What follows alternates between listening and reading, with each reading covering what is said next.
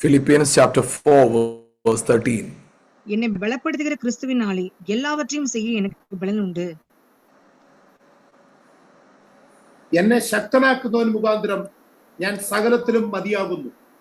ഇവിടെ വചനത്തിൽ പറയുന്ന എന്നെ ശക്തനാക്കുന്നവൻ മുഖാന്തരം ഞാൻ സകലത്തിനും മതിയായവൻ. നമ്മുടെ ജീവിതത്തിൽ നമ്മൾ എന്താണോ ചെയ്യുന്നത്, ആ ചെയ്യുന്ന കാര്യങ്ങൾക്ക് നമ്മുടെ പരിമിതി, നമ്മുടെ ചിന്തകൾ കൊണ്ട് ദൈവത്തെ ഒതുക്കരുത്. നമ്മൾ എത്രത്തോളം നമ്മളെ ഫ്രീ ആക്കി കൊടുക്കുന്ന അത്രത്തോളം ദൈവപ്രവൃത്തി നമ്മൾ വെളിപ്പെടും. അതിന് നമ്മളില് ഉണ്ടാകേണ്ട ഒരു കാര്യം ആ ദൈവത്തിന്റെ ശക്തിയെയും ദൈവത്തിന്റെ പ്രവൃത്തിയെയും കുറിച്ചുള്ള തിരിച്ചറിവാണ് നമ്മളിൽ ഉണ്ടാകുന്നത്. അതുണ്ടായാൽ മാത്രം മതി, മറ്റൊന്നും വേണ്ട.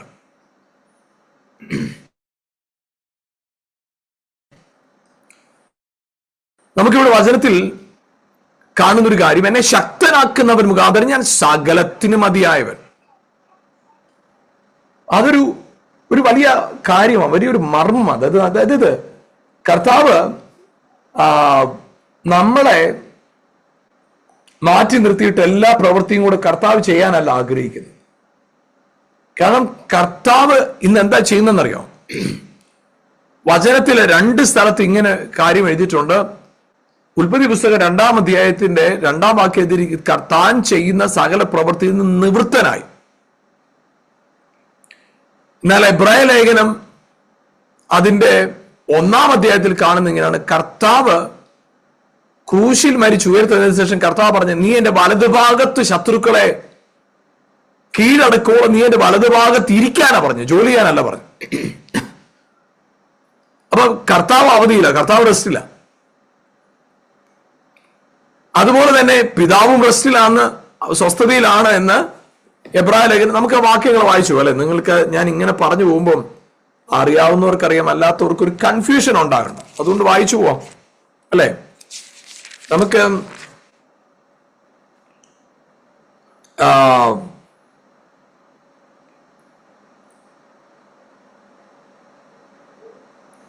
എബ്രായ ലേഖനം അതിന്റെ 4-ാമത്തെ അധ്യായം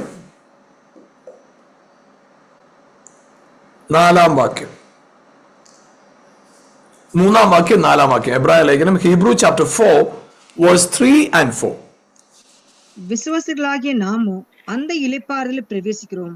அவருடைய கிரியைகள் உலக தோற்றம் முதல் முடிந்திருந்தும் இவர்கள் என்னுடைய இளைப்பாறுதலில் பிரவேசிப்பது இல்லை என்று என்னுடைய கோபத்திலே ஆணையிட்டேன் என்றார். மேலும் தேவன் தம்முடைய கிரியைகளெல்லாம் முடித்து 7-ாம் நாளிலே ஓய்ந்திருந்தார் என்று 7-ாம் நாளை குறித்து ஓரிடத்தில் சொல்லியிருக்கிறார். അവരെ പോലെ നാമും ഒരു സദ്വർത്തമാനം കേട്ടവർ ആകുന്നു. എങ്കിലും കേട്ടവരിൽ വിശ്വാസമായി പരിണമിക്കായി കൊണ്ടു കേട്ട വചനം അവർക്ക് ഉപകാരമായി വന്നില്ല. വിശ്വസിച്ചവരായ നാമല്ലോ സ്വസ്ഥതയിൽ പ്രവേശിക്കുന്നു. ലോക സ്ഥാപനത്തിങ്കൽ പ്രവർത്തികൾ തീർന്നു പോയ ശേഷവും അവൻ എന്റെ സ്വസ്ഥതയിൽ പ്രവേശിക്കയില്ല എന്ന് ഞാൻ എന്റെ കോപത്തിൽ സത്യം ചെയ്തു എന്ന് അരുളി ചെയ്തിരിക്കുന്നുവല്ലോ. ഇവിടെ നമുക്ക് കാണാൻ കഴിയുന്നൊരു കാര്യം, പ്രവർത്തികൾ തീർന്നു. ആരുടെ? സൃഷ്ടിയുടെ കാര്യത്തിൽ, സൃഷ്ടിയുടെ സമയത്തിൽ പ്രവർത്തികൾ തീർന്നു എന്നവിടെ പറയുമ്പോൾ, എന്നാല് 1-ാമത്തെ അധ്യായത്തിന്റെ അതിന്റെ 13-ാം വാക്യം, 1-ാമത്തെ അധ്യായം 13-ാം വാക്യം. மேலும் நான் உம்முடைய சத்துருக்களை உமக்கு பாதப்படியாக்க போடும் வரைக்கும் நீர் என்னுடைய வலது பாசில் உட்காரும் என்று தூதர்களில் யாருக்காவது எப்போதாகிலும் அவர் சொன்னது உண்டா? ഞാൻ എന്റെ ശത്രുക്കളെ നിനക്ക് പാദപീഠമാക്കുമ്പോഴും നീ എന്റെ വലതുഭാഗത്ത് ഇരിക്ക എന്ന് ദൂതന്മാരിൽ ആരോടെങ്കിലും വല്ലപ്പോഴും അരുളി ചെയ്തിട്ടുണ്ടോ? അപ്പൊ അവിടെ പറയുന്നത് പിതാവായ ദൈവം ദൈവത്തിന്റെ പ്രവൃത്തി എല്ലാം തീർത്തു, തികച്ചു എന്നാണ് 7-ാം നാളിൽ അല്ലെ? 6 ദിവസം കൊണ്ട് പ്രവൃത്തി എല്ലാം തീർത്തു. യേശുക്രിസ്തുവിനെ കുറിച്ച് പറയുന്നത് അവൻ പ്രവൃത്തിയെല്ലാം തികച്ച ശേഷം അവനോട് വലതുഭാഗത്ത് അടങ്ങിയിരിക്കാൻ പറഞ്ഞു. എന്നാ തികച്ചത്? യേശു ക്രൂശിൽ തന്റെ പ്രവൃത്തിയെ തികച്ചു. അപ്പൊ നമുക്കിവിടെ 2 കാണാൻ സാധിക്കുന്ന, പിതാവും ചെയ്യാനുള്ള പ്രവൃത്തി എല്ലാം ചെയ്ത് തീർത്തു, പുത്രനായ ദൈവവും ചെയ്യാനുള്ള പ്രവൃത്തി എല്ലാം ചെയ്ത് തീർത്തു. അപ്പോഴ് ഇന്ന് ആരാണ് പ്രവർത്തിച്ചുകൊണ്ടിരിക്കുന്നത്. ആരാണ് ഇന്നും പ്രവർത്തിച്ചുകൊണ്ടിരിക്കുന്നത്? യേശു പറഞ്ഞൊരു കാര്യമുണ്ട്, ഞാൻ പിതാവിന്റെ അടുക്കലേക്ക് പോകും. ഞാൻ പിതാവിന്റെ അടുക്കൽ പോയ പരിശുദ്ധാത്മാവ് എന്നൊരു കാര്യസ്ഥനെ നിങ്ങൾക്ക് വേണ്ടി അയക്കും. പരിശുദ്ധാത്മാവ് വന്നിട്ട് ചെയ്യുന്നൊരു കാര്യം എന്താണെന്നറിയാം? പിതാവ് തികച്ച പ്രവൃത്തി, പുത്രൻ തികച്ച പ്രവൃത്തി. അപ്പൊ ഇവർ രണ്ടുപേരുടെയും ജോലി തീർന്നു, പ്രവൃത്തി തികച്ചു, ഫിനിഷ്ഡ്, ഫുൾഫിൽഡ്, കംപ്ലീറ്റ്. പക്ഷെ പരിശുദ്ധാത്മാവിനെ കുറിച്ച് പറയുക, അവൻ വന്ന് നിങ്ങളെ സകല സത്യത്തിലും വഴി നടത്തും. അപ്പൊ ചിന്തിച്ചു നോക്കണം, പിതാവ് പ്രവൃത്തി തികച്ചു 7-ാം നാളിൽ, പുത്രൻ ക്രൂശിൽ പ്രവൃത്തി തികച്ചു ക്രൂശില്. എന്നാല് ഈ തികച്ച പ്രവൃത്തിയുടെ റിസൾട്ട് ആയിട്ട് പരിശുദ്ധാത്മാവ് ഇന്ന് നമ്മിൽ വസിച്ചുകൊണ്ട് നമ്മളെ സത്യത്തിൽ വഴി നടത്തുകയാണ്. അപ്പൊ പരിശുദ്ധാത്മാവ് ഇന്ന് ചെയ്യുന്ന കാര്യം എന്താണെന്നറിയാം? അവൻ നമ്മിൽ വസിച്ചുകൊണ്ട്, പരിശുദ്ധാത്മാവ് നമ്മിൽ വസിച്ചുകൊണ്ട് സകല സത്യത്തിലും നമ്മെ വഴി നടത്തുകയാണ്.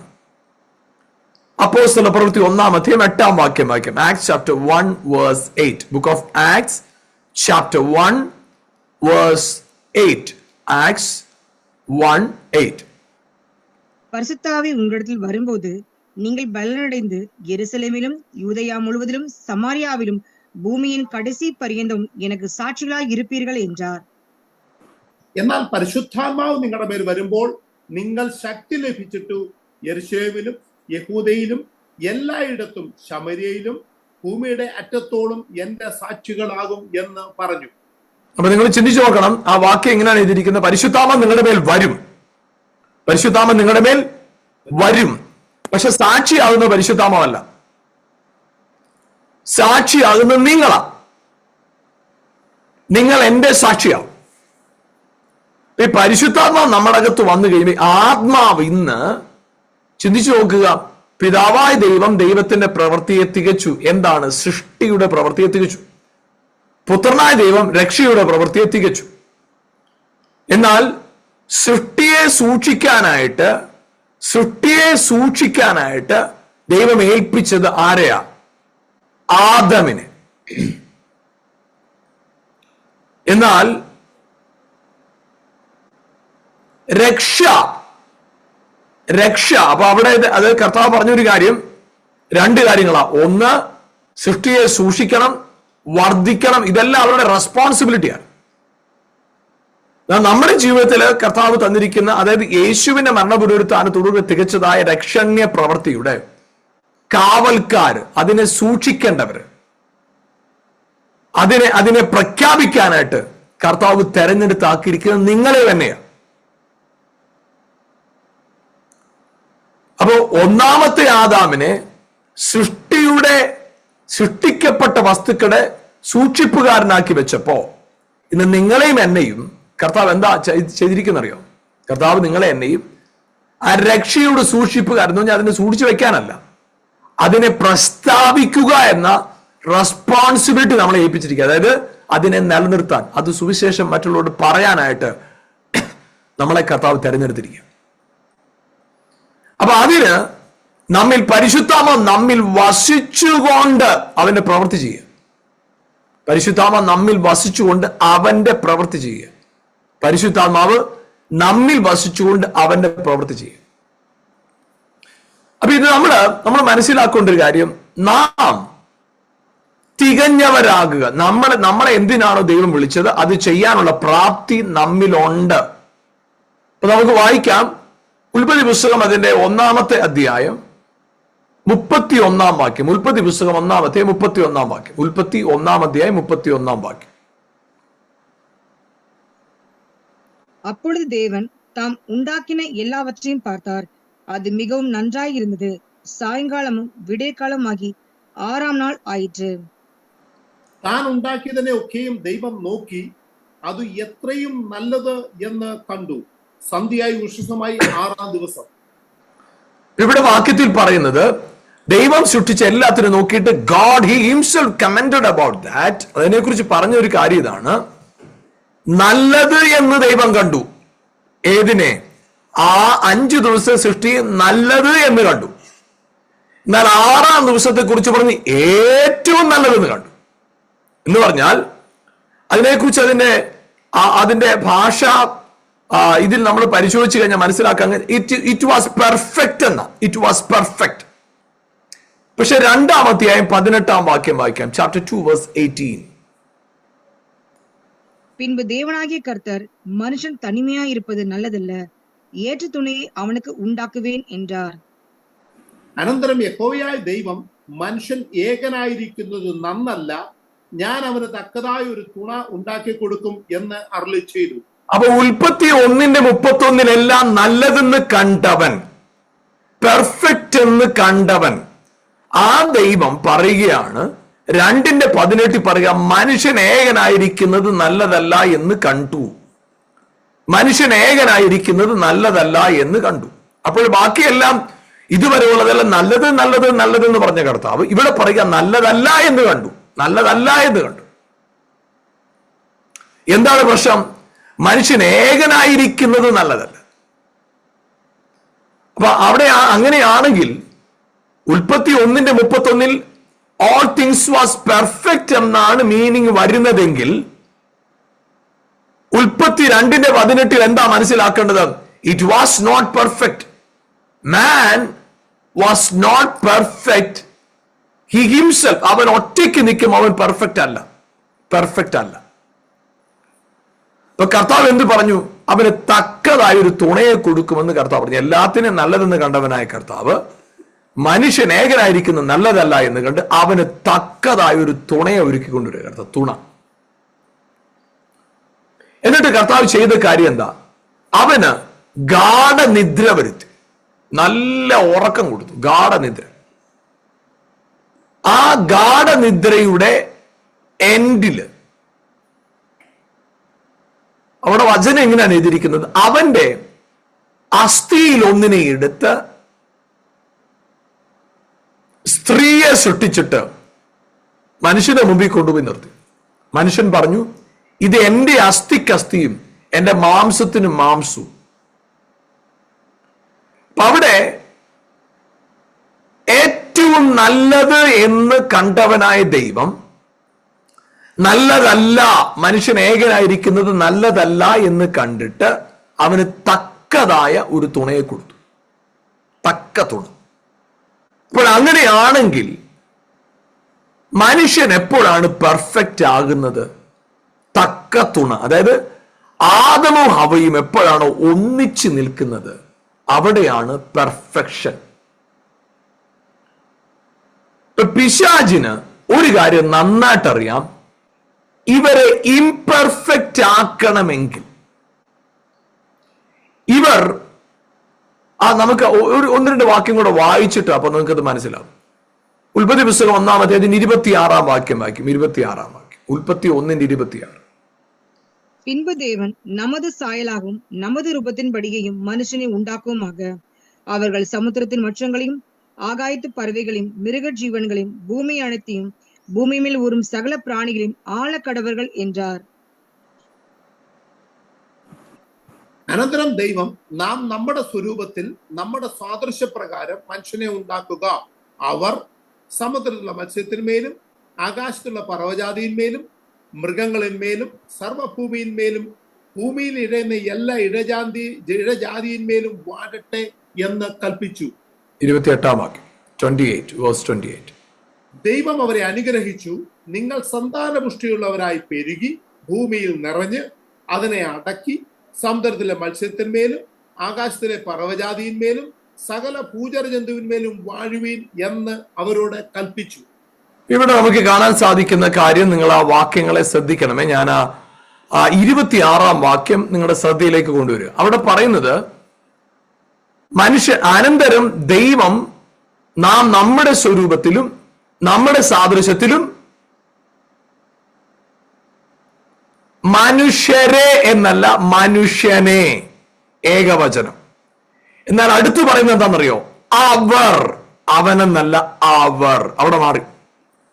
ആദ്യം പറഞ്ഞപ്പോ ആ മനുഷ്യനെ എന്ന് പറഞ്ഞിട്ട് അടുത്ത് വന്നപ്പോ അവർ എന്നായി. അവർ ബഹുവചനമായി. അടുത്ത് നമുക്ക് കാണാൻ കഴിയുന്ന ഒരു കാര്യം 28-ാം വാക്യത്തിൽ പറയണ അവർ വാഴട്ടെ, അവരോട് പറഞ്ഞു വാഴാനായിട്ട്. 5-ാം അധ്യായത്തിന്റെ 1-2 വാക്യങ്ങളിൽ മനുഷ്യനെ ദൈവം 6-ാം ദിവസം സൃഷ്ടിച്ചപ്പോൾ എന്ത് ചെയ്തു? ആണും പെണ്ണുമായിട്ട് അവരെ സൃഷ്ടിച്ച നാളിൽ അവരെ അനുഗ്രഹിച്ചു.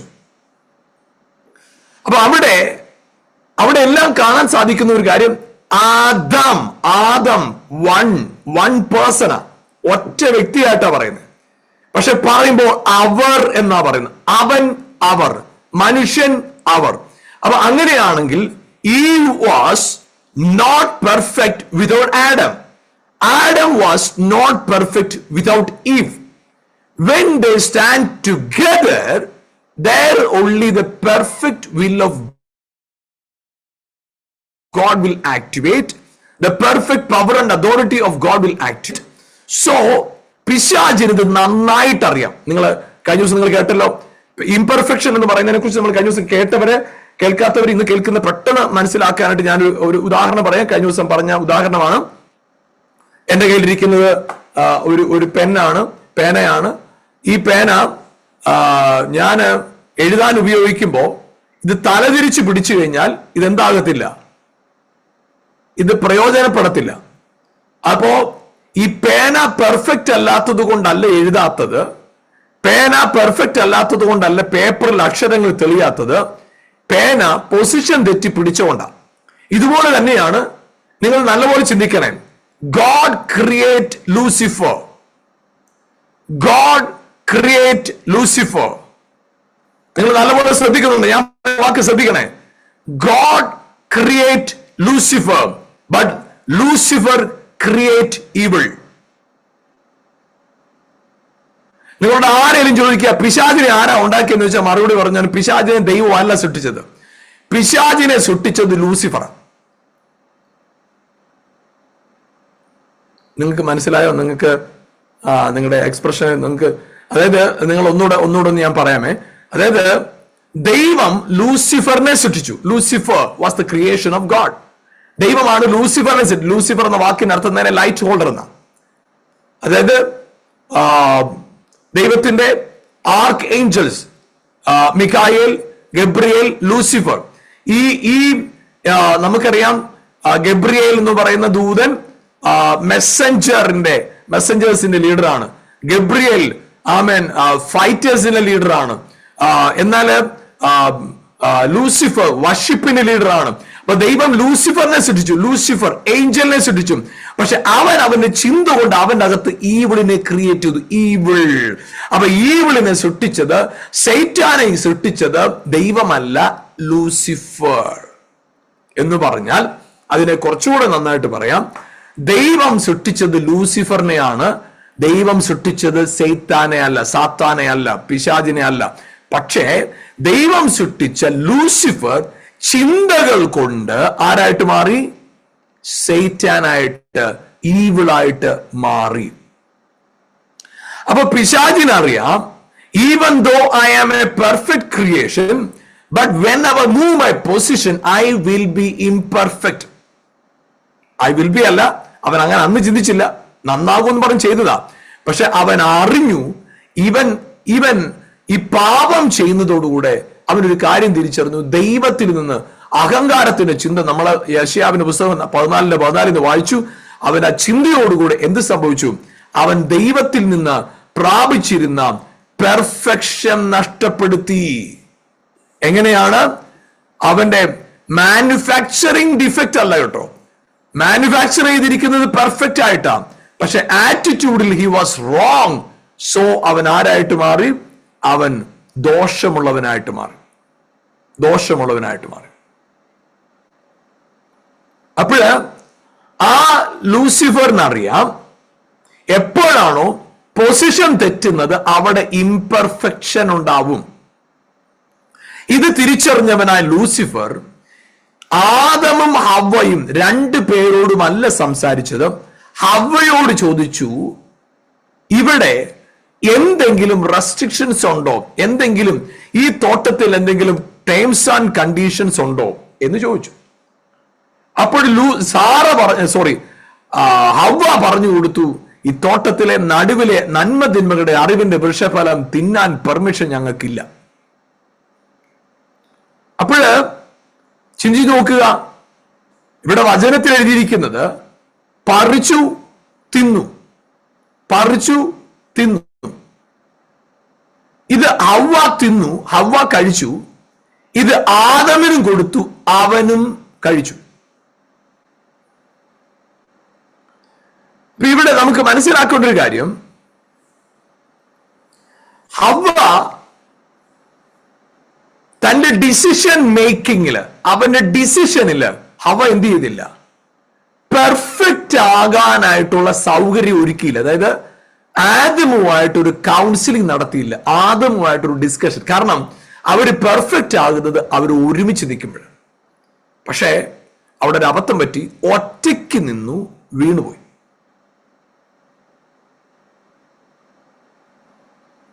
അപ്പോൾ അവിടെ ആ ഇംപെർഫെക്ഷൻ, ആദമിന്റെ മരണം, നിങ്ങൾ നല്ലപോലെ ശ്രദ്ധിക്കണേ.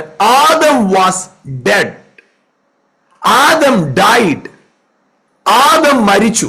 ആദം മരിച്ചോ? മരിച്ചോ? ആദമിന് എത്ര മക്കൾ ഉണ്ടായിരുന്നു? ഞാൻ ഇന്ന് ആദമിനെ കുറിച്ചൊന്ന് വായിക്കായിരുന്നു. വായിച്ചപ്പോ ആദമിന് കുറെ മക്കളുണ്ട്, നമുക്ക് വായിക്കാം. ഉൽപ്പത്തി പുസ്തകം അതിന്റെ 5-ാമത്തെ അധ്യായം 4-ാം വാക്യം 5-ാം വാക്യം. Genesis chapter 5 verse 4 and 5. 4 and 5. ஆதாம் சேத்தை பெற்றான். ஆதாம் சேத்தை பெற்ற பின் 800 வருஷம் உயிரோடு இருந்து குமாரரையும் குமார்த்திகளையும் பெற்றான். ആദാം ഉയിരോടുന്ന നാളെല്ലാം 930 വർഷം അവൻ മരിത്താൻ. ശേത്തിനെ ജനിപ്പിച്ച ശേഷം ആദാം 800 സംവത്സരം ജീവിച്ചിരുന്നു, പുത്രന്മാരെയും പുത്രിമാരെയും ജനിപ്പിച്ചു. ആദാമിന്റെ ആയുഷ്കാലം ആകെ 930 സംവത്സരമായിരുന്നു.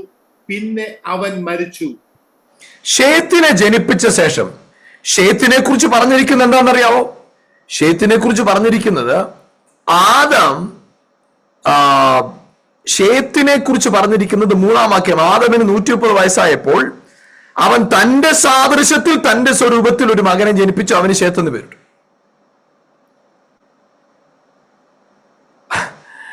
അപ്പൊ അവിടെ അടുത്ത് പറയുന്ന ഒരു കാര്യം, ആദാമിന്റെ മക്കള് കായീൻ, ഹാബേൽ, ശേത്ത്, ഈ 3 പേരല്ല, അനേക പുത്രന്മാരെയും പുത്രിമാരെയും ജനിപ്പിച്ചു എന്ന് 4-ാം വാക്യത്തിൽ നമ്മൾ കാണുന്നു. അപ്പൊ ഈ ആദാം ജനിപ്പിച്ചത് ആരെയാണ്? ആദാം എങ്ങനെയാണ് കുഞ്ഞുങ്ങളെ ജനിപ്പിച്ചത്? കാരണം ആദാം മരിച്ചവനല്ലേ, ആദാം മരിച്ചു എന്നല്ലേ വചനപ്രകാരം മനസ്സിലാക്കേണ്ടത്. അപ്പോൾ ആദാം എവിടെയാണ് മരിച്ചത്? ഇതൊക്കെ നിങ്ങൾ മനസ്സിലാക്കണം. നിങ്ങൾ ഒരു കാര്യം ചിന്തിച്ചു നോക്കിക്കേ. നിങ്ങളുടെ വീട്ടിൽ ഒരു മരം നിപ്പുണ്ട്, ഒരു മരം. അതിന്റെ അടിയിൽ ഒരു വേര് നിങ്ങൾ കട്ട് ചെയ്തു. ഒരു 2-3 ദിവസം, ഒരു 5 ദിവസമൊക്കെ നോക്കിക്കഴിഞ്ഞാൽ മരം ഉണ്ടല്ലോ, നിങ്ങളെ പച്ചപ്പ് അതുപോലെ തന്നെ നിൽക്കും, വ്യത്യാസം കാണത്തില്ല. പക്ഷെ ഒരു 10 ദിവസം ആകുമ്പോഴത്തേന് ആ മരത്തിന് പതുക്കെ കളർ മാറുന്നു കൊടുത്തു. ഒരു മാസം ആയി കഴിയുമ്പോൾ ഇലയൊക്കെ ഒന്ന് വല്ലാത്തൊരു നിലയിലേക്ക് എത്തും. 1 മാസം അല്ലെങ്കിൽ ഒരു 2 മാസം ആകുമ്പോഴത്തേനും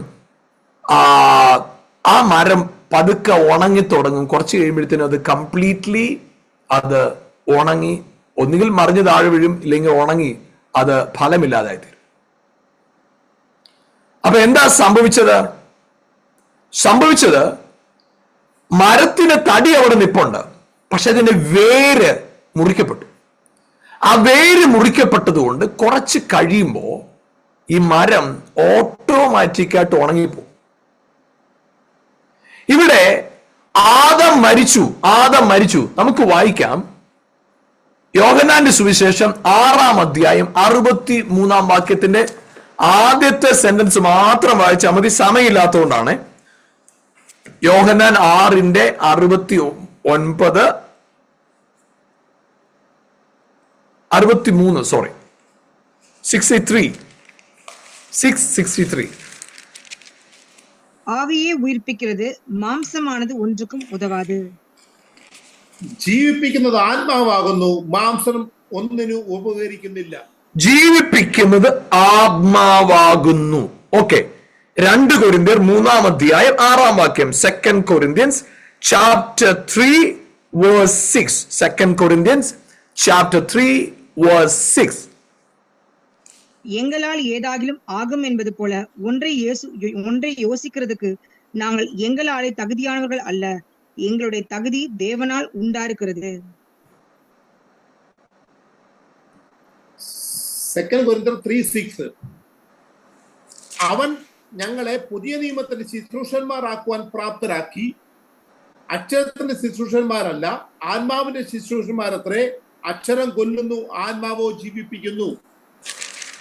വീണ്ടും വായിക്കാം. 1 Corinthians chapter 15 verse 45. அந்தபடியே முந்தின மனுஷனாகிய ஆதாம் ஜீவ ஆத்மாவானான் என்று எழுதுகிறது, பிந்தின ஆதாம் ഉയിർപ്പിக்கிற ആവിയാനാർ. ഒന്നാം മനുഷ്യനായ ആദാം ജീവനുള്ള ദേഹിയായി തീർന്നു എന്ന് എഴുതിയിരിക്കുന്നുവല്ലോ. ഒടുക്കത്തെ ആദാം ജീവിപ്പിക്കുന്ന ആത്മാവായി. അപ്പോ ഇവിടെ എല്ലാം നമുക്ക് കാണാൻ സാധിക്കുന്നത് ആത്മാവ് ജീവിപ്പിക്കുന്നു, ആത്മാവ് ജീവിപ്പിക്കുന്നു. ജീവൻ നൽകുന്നത് ആത്മാവ്. ജീവൻ, അപ്പോ ജീവൻ എവിടെ ഇരിക്കുന്നത്? ആത്മാവിൽ. ഇപ്പൊ ലൈഫ് എവിടെ ഇരിക്കുന്നത്? ആത്മാവിൽ. ആത്മാവിലാണ് എന്ത്? ജീവൻ. അപ്പോഴ് ആദമിനെ എങ്ങനെ ദൈവം സൃഷ്ടിച്ചത്? ദൈവത്തെ പോലെ. എങ്ങനെയാ? ആത്മാവ്, പിതാവ്, പുത്രൻ, ദേഹം, ദേഹി, ആത്മാവ്. അപ്പൊ ഒന്ന് ചിന്തിച്ചു നോക്കിക്കേ, ജീവൻ എവിടെ ഇരിക്കുന്നത്? ആത്മാവിൽ. ആത്മാവിൽ. അപ്പൊ ആത്മാവിലാണ് ജീവൻ. അപ്പൊ ജീവൻ ഇരിക്കുന്നത് ആത്മാവിലാണ്. അപ്പൊ എവിടെയാണ് മരണം സംഭവിച്ചതെന്ന് അറിയാമോ? മരിച്ചത് എപ്പോഴാണോ ആദമിന്റെ സോളും ആദമിന്റെ സ്പിരിറ്റും സെപ്പറേറ്റ് ആയത്, അവിടെയാണ് ആദമിന്റെ മരണം സംഭവിച്ചത്. ആദമിന്റെ റൂട്ട്, അതായത് ദൈവത്തോടുണ്ടായിരുന്ന ബന്ധം നഷ്ടപ്പെട്ടപ്പോൾ അവനിൽ എന്ത് സംഭവിച്ചു? ഉള്ളിൽ അവന്റെ സോൾ ഡെഡായി. അവന്റെ സോൾ ഡെഡായി. അപ്പൊ സോൾ ഡെഡായി. സോളും സ്പിരിറ്റും തമ്മിൽ സെപ്പറേറ്റ് ആയപ്പം സോൾ ഡെഡായി. അപ്പൊ അവിടെ മരണത്തിന്റെ, അതായത് ജീവന്റെ വേര് മുറിച്ചു. പിന്നെ ഇവൻ ജീവിച്ചത് എങ്ങനെയാണെന്നറിയാവോ? സോളും ബോഡിയായിട്ട് ഒരുമിച്ച് ജീവിക്കുക. ഈ സോളും സ്പിരിറ്റും തമ്മിൽ സെപ്പറേറ്റ് ചെയ്ത ഡെത്ത്, ഉള്ളിൽ നടന്ന ഡെത്ത് മാനിഫെസ്റ്റ് ചെയ്യാനായിട്ട് 930 വർഷം എടുത്തു ബോഡിയിൽ മാനിഫെസ്റ്റ് ചെയ്യാനായിട്ട്. അതാണ് ആദമിന്റെ എൻഡ്. മനസ്സിലായോ? അപ്പൊ ആദം മരിച്ചു എന്ന് പറയുന്നത് എവിടെയാ? ജീവിപ്പിക്കുന്ന ആത്മാവിൽ നിന്ന് സോൾ സെപ്പറേറ്റ് ആയി.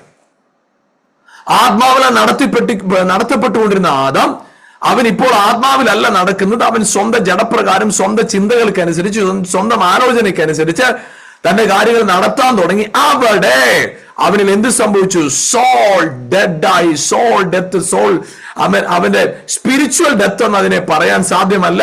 സോളിൽ മരണം വന്നു. അതുകൊണ്ടാണ് വചനം പറയുന്നത്, ഒരു മനുഷ്യന് ലോകം മുഴുവൻ നേടിയാലും തന്റെ ആത്മാവിനെ നഷ്ടമാക്കിയാൽ എന്ത് ലാഭം? അപ്പൊ ഒന്ന് ചിന്തിച്ചു നോക്കിക്കേ. സോൾ ഇല്ലാതെ, സോൾ എന്നാണ് മലയാളത്തിൽ എഴുതിയിരിക്കുന്നത്, ആത്മാവെന്നാണ്. പക്ഷേ ഇംഗ്ലീഷിൽ സ്പിരിറ്റ് എന്നല്ല എഴുതിയിരിക്കുന്നത്, സോൾ എന്നാണ് എഴുതിയിരിക്കുന്നത്. അപ്പൊ ചിന്തിച്ചു നോക്കിക്കേ, ഒരു മനുഷ്യന് തന്റെ മനസ്സിനെ നേരെയാക്കാതെ, സോളിനെ നേരെയാക്കാതെ പല കാര്യങ്ങൾ നേടാൻ പറ്റും. പക്ഷേ അവന്റെ സോൾ റിച്ച് ആകുന്ന എപ്പോഴാണെന്നറിയോ? ഒരു മനുഷ്യന്റെ സോൾ റിച്ച് ആകുന്ന എപ്പോഴാണെന്നറിയാമോ? അവന്റെ സോൾ റിച്ച് ആകണമെങ്കിൽ അവന് സ്പിരിറ്റുമായി കണക്റ്റഡ് ആകണം. ആമേൻ. അപ്പൊ ആദമിന് എന്ത് സംഭവിച്ചെന്നറിയാമോ? ആ സ്പിരിറ്റുമായിട്ടുണ്ടായിരുന്ന കണക്ഷൻ ആദമിന് നഷ്ടപ്പെട്ടു. അങ്ങനെ ആദം മരിച്ചു. എന്നാൽ സോള് എന്ത് ചെയ്തു? സോളും ബോഡിയായിട്ട് ആദം പിന്നെ കുറെ നാളുകൂടെ ജീവിച്ചിരുന്നു. പിന്നത്തതിൽ ആദം എന്ത് ചെയ്തു? ആദമിന്റെ ശരീരം, ആമേൻ, സോളും രണ്ടും കൂടെ ഒരുമിച്ച് നിർജീവമായി തീർന്നു. അവിടെ അവന്റെ ശരീരത്തിന്റെ മരണം സംഭവിച്ചു. അപ്പോഴവിടെ ഇത് നമ്മുടെ ആത്മീക ജീവിതത്തിനകത്തും ഇതിന് വളരെയേറെ പ്രസക്തിയുണ്ട്. അതായത് ഒരു വ്യക്തിയുടെ ജീവിതം ജയകരമായി തീരണമെങ്കിൽ റോമാലേഖനം 8-ാം അധ്യായം 6-ാം വാക്യം ഒന്ന് വായിക്കാം. Romans chapter 8 verse 6. Romans chapter 8 verse 6.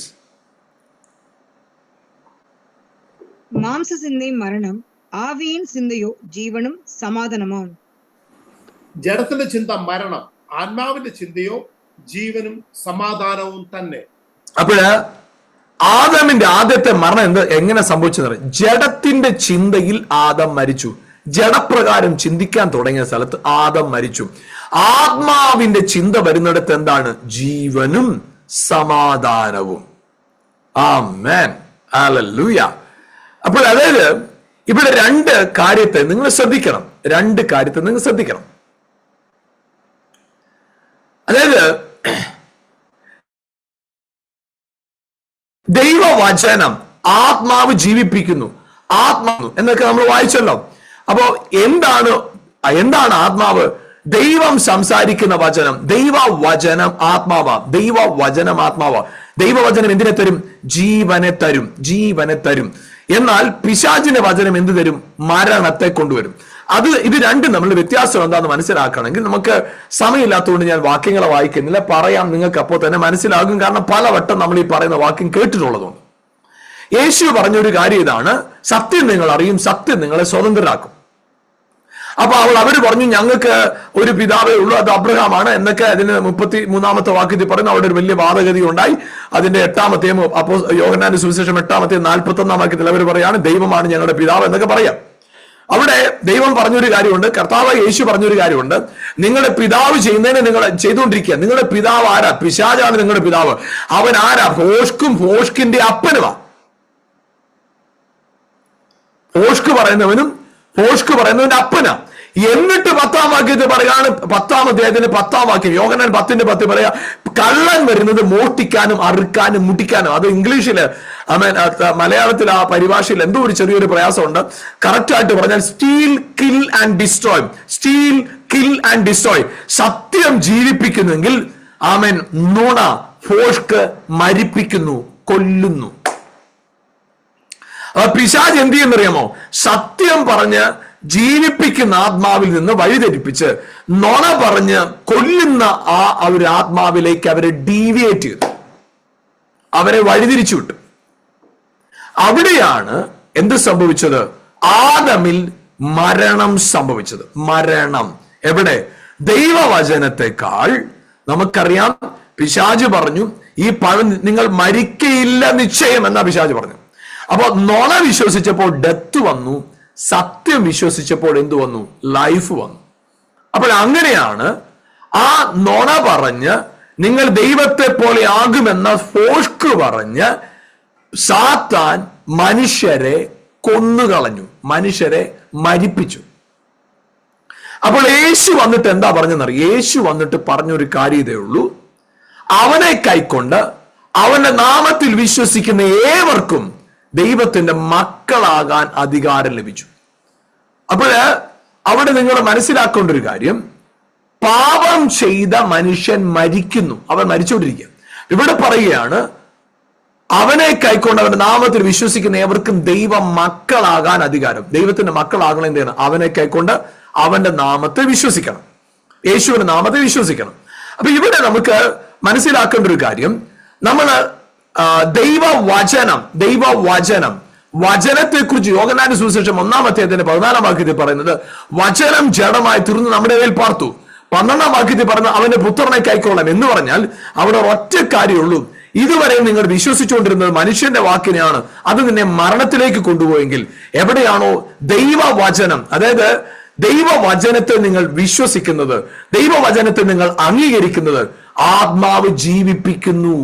ആമേൻ. വചനം ജീവിപ്പിക്കുന്നു. സത്യം ഫോഷ്ക് കൊല്ലുന്നു. ഫോഷ്ക് എന്താണ്? പിശാച് പറഞ്ഞ ഫോഷ്കാണ്. ആമേൻ. അതാണ് മരണത്തിലേക്ക് വീഴ്ചതെങ്കിൽ സത്യം ജീവിപ്പിക്കുന്ന സത്യമാ, വചനം ജീവിപ്പിക്കുന്ന ആത്മാവാ. അതേ പ്രിയപ്പെട്ട ഹല്ലേലൂയ, വചനം ജീവിപ്പിക്കുന്ന ആത്മാവായിട്ട് വചനം വെളിപ്പെട്ടപ്പോൾ, ഹല്ലേലൂയ പ്രിയപ്പെട്ട, ഞാൻ പറയട്ടെ, നിങ്ങൾ എപ്പോഴാണോ ഹൃദയത്തിൽ വചനം വിശ്വസിച്ചത്, അപ്പോൾ നിങ്ങളിൽ ഒരു കാര്യം സംഭവിച്ചു.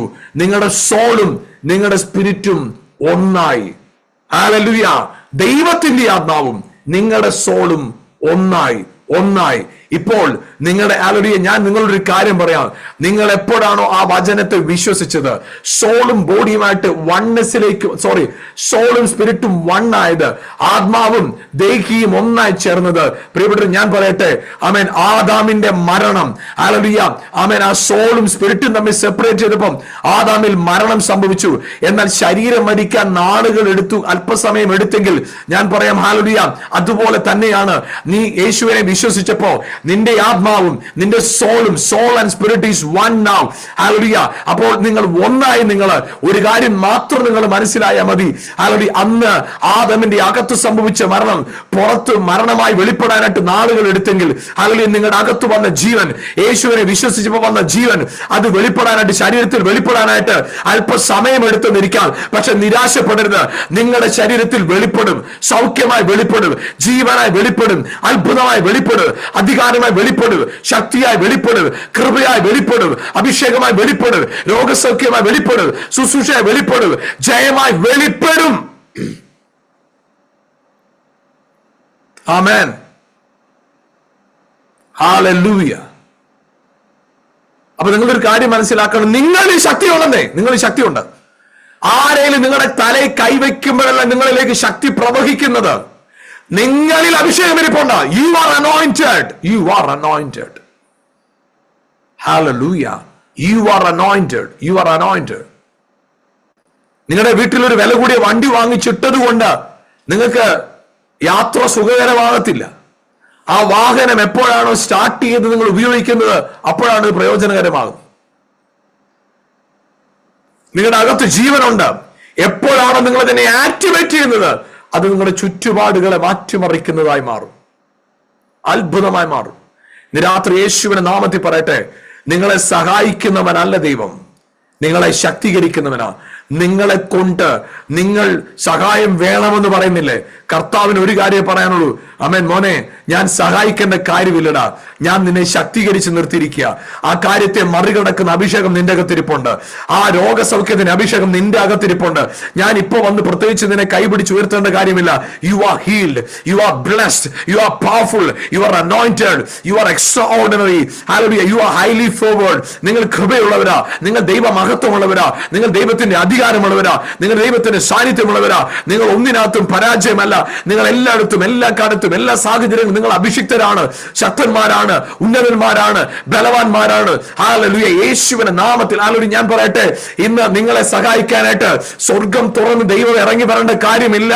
ഹല്ലേലൂയ. കാരണം ദൈവം വസിക്കുന്നത് നിങ്ങൾക്ക് അടുത്ത്, നിങ്ങൾക്കറിയാത്ത ഏതോ ഒരു സ്ഥലത്ത് മറഞ്ഞിരിക്കുകയല്ല.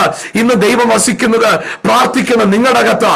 ആമേൻ, ആമേൻ, ഹല്ലേലൂയ, ആമേൻ. വചനം പറയുന്നത് നിങ്ങളുടെ അകത്താ. നിങ്ങൾ പറഞ്ഞാൽ സാഹചര്യം മാറിയിരിക്കും. ബിക്കോസ് വചനം ഇങ്ങനെ പറയുന്നത്, ഹല്ലേലൂയ, പത്രോസ്, നീ ഭൂമിയിൽ കെട്ടിയ സ്വർഗത്തിൽ അത് കെട്ടപ്പെടും, നീ ഭൂമിയിൽ അഴിച്ചാൽ സ്വർഗത്തിൽ അത് അഴിയും. ആമേൻ, ആമേൻ. അതുകൊണ്ട് പ്രിയപ്പെട്ടവർ, നമ്മുടെ അകത്തൊരു നിങ്ങളുടെ അനുവാദമില്ലാതെ പിശാചിന് ഒന്നും ചെയ്യാൻ പറ്റില്ല. ഒന്നും ചെയ്യാൻ പറ്റത്തില്ല. അതിന് ഞാൻ ഒന്ന് രണ്ട് കാര്യങ്ങൾ പറഞ്ഞിട്ടും കൂടെ പോവാമേ. പത്രോസിനെ കുറിച്ച് കർത്താവ് പറയുകയാണേ, മോനെ പത്രോസേ, നിങ്ങളെ കോതമ്പ് പോലെ മാറ്റേണ്ടതിന് പിശാച് പെർമിഷൻ ചോദിച്ചു. ഞാൻ കൊടുത്തില്ല. കാരണം നിന്റെ വിശ്വാസം പോയി പോകാതിരിപ്പാൻ ഞാൻ അവസരം കൊടുത്തില്ല.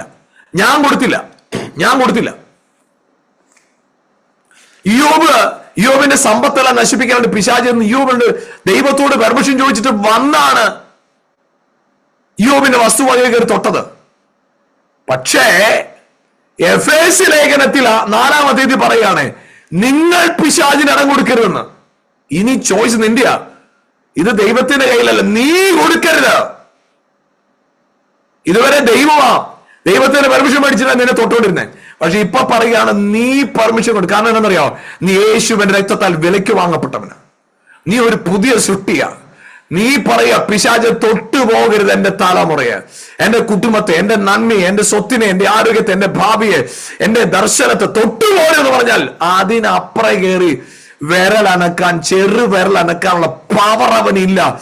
കാരണം നിങ്ങൾ ആരാന്നറിയാമോ? നിങ്ങൾ ആരാന്നറിയാമോ? അവൻ ദൂതന്മാരെക്കാൾ ശ്രേഷ്ഠന്മാരാ. ഹല്ലേലൂയ. ദൈവത്തിന്റെ മക്കളാ. ഹല്ലേലൂയ. നിങ്ങൾ ആരാണെന്നറിയാമോ? ഹല്ലേലൂയ. ഹല്ലേലൂയ. പാമ്പുകളെയും തേളുകളെയും ശത്രുവിന്റെ സകല ബലത്തെയും ചവിട്ടുവാൻ അധികാരം പ്രാപിച്ചവരാ. അധികാരം പ്രാപിച്ചവരാ. പിശാചിന് നിങ്ങൾ ഇടം കൊടുക്കാതിരുന്ന അവന് കയറാൻ പറ്റത്തില്ല. മനസ്സിലായല്ലോ? പ്രാർത്ഥിക്കാം. ഞങ്ങളുടെ നല്ല കർത്താവേ, ഇന്ന് രാത്രി ഞങ്ങളെ കേൾപ്പിച്ച ദൈവിക ആലോചനയ്ക്കായി സ്തോത്രം. വചന പ്രകാരം ഞങ്ങളുടെ ജീവിതത്തിനകത്ത് സാഹചര്യങ്ങളെ അതിജീവിക്കുന്ന അഭിഷേകത്തോടുകൂടെ ഈ ദിവസങ്ങളിൽ കുതിച്ചു പായുവാനായിട്ട് ഞങ്ങളുടെ കരങ്ങളെ ഏൽപ്പിക്കുന്ന അതാണ് മഹത്വം അർഹപ്പെട്ട കുഞ്ഞാടിന് യേശുവിൻ നാമത്തിൽ പിതാവേ. ആമേൻ. ആമേൻ. ആമേൻ.